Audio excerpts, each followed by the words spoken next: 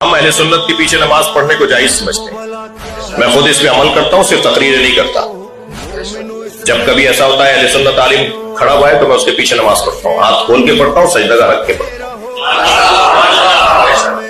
اور انہیں معلوم بھی ہو جاتا ہے کہ کوئی شیعہ ہمارے پیچھے نماز پڑھا. اور میں اسی حلیے میں زیادہ تر رہتا ہوں تو یہ بھی پتہ چل جاتا ہے کہ شیعوں کا کوئی بہرحال غیر ذمہ دار نہیں.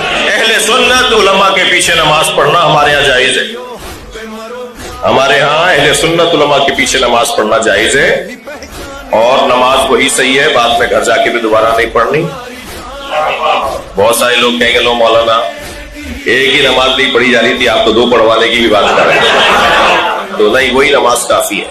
اہل سنت کے پیچھے نماز پڑھنا جائز ہے, نماز ٹھیک ہے, ان کے پیچھے نماز پڑھا کرو, پڑھنے دیں تو. اور الحمدللہ حالات بہت بہتر ہیں. ہم اہل سنت کے پیچھے نماز پڑھنے کو جائز سمجھتے ہیں. میں خود اس پہ عمل کرتا ہوں, صرف تقریر نہیں کرتا. جب کبھی ایسا ہوتا ہے اہل سنت عالم کھڑا ہوا ہے تو میں اس کے پیچھے نماز پڑھتا ہوں, ہاتھ کھول کے پڑھتا ہوں, سجدہ رکھ کے پڑھتا ہوں, اور انہیں معلوم بھی ہو جاتا ہے کہ کوئی شیعہ ہمارے پیچھے نماز پڑھا. اور میں اسی حلیے میں زیادہ تر رہتا ہوں تو یہ بھی پتہ چل جاتا ہے کہ شیعوں کا کوئی بہرحال غیر ذمہ دار نہیں. اہل سنت علماء کے پیچھے نماز پڑھنا ہمارے یہاں جائز ہے. ہمارے ہاں اہل سنت علماء کے پیچھے نماز پڑھنا جائز ہے, اور نماز وہی صحیح ہے, بعد میں گھر جا کے بھی دوبارہ نہیں پڑھنی.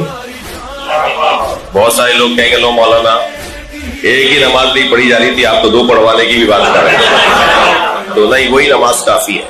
اہل سنت کے پیچھے نماز پڑھنا جائز ہے, نماز ٹھیک ہے, ان کے پیچھے نماز پڑھا کرو, پڑھنے دیں تو.